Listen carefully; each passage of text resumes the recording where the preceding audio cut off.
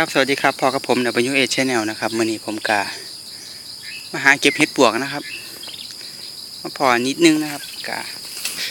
จะทยอยเก็บนะครับ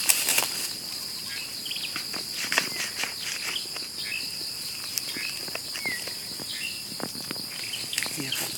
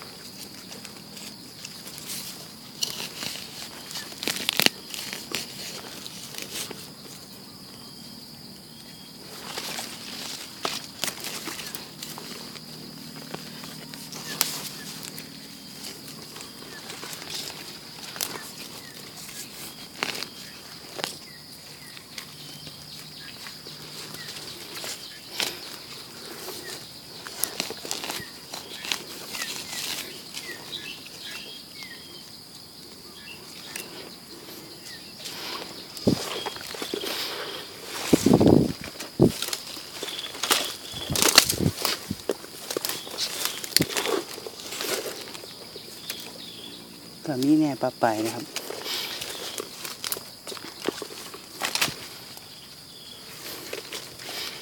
เบื้องท่าได้เอานะฮะเพิ่งจะเกิดนะครับ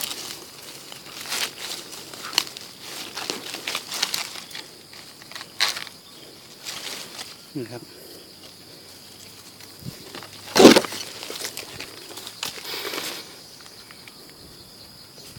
ต้น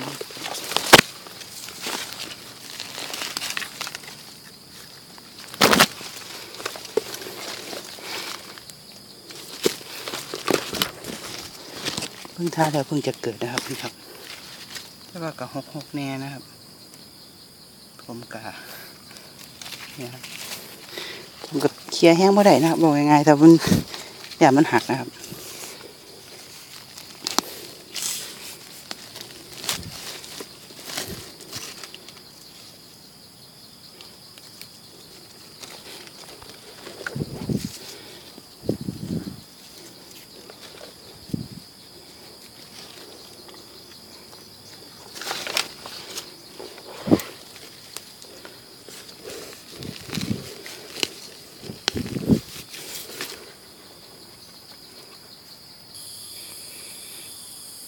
ครับเขาก็จะเดินทางกันต่อนะครับนี่ก็จะเป็นเห็ดปวกนะครับได้เพื่อหันหลายปันไดนะครับมาหันมันมูหน่อยนะครับเพื่อจะพาเดินทางต่อนะครับเพื่อเขาจะไปหาจุดอื่นนะครับครับนี่ก็เป็นอีกจุดหนึ่งนะครับเบื้องท่าเดียวมีคนเอาไปแล้วนะครับจุดนี้ก็เลยเหลือบ่หลายนะครับบัวที่เก็บตื้มกันไปนะครับนี่นะครับเป็นเปลี่ยนนี่ครับเขาเจ้าเก็บไปแล้วครับมอง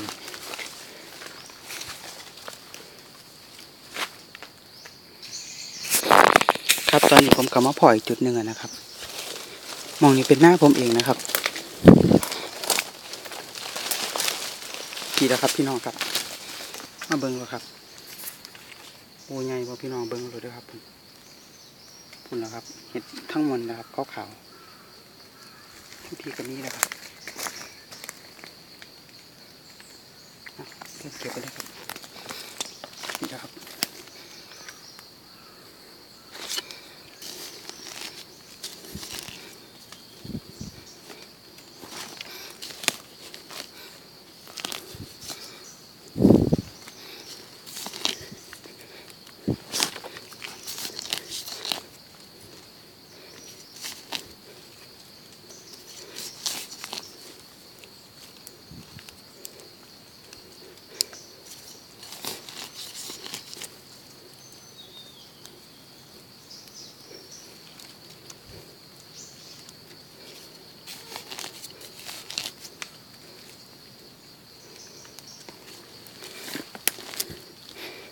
ออกมูใหญ่ครับ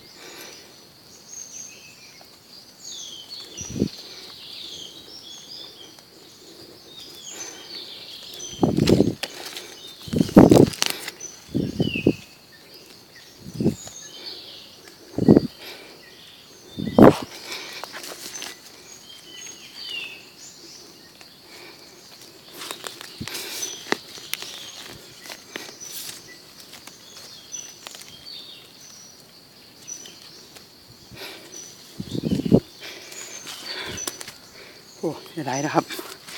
สู้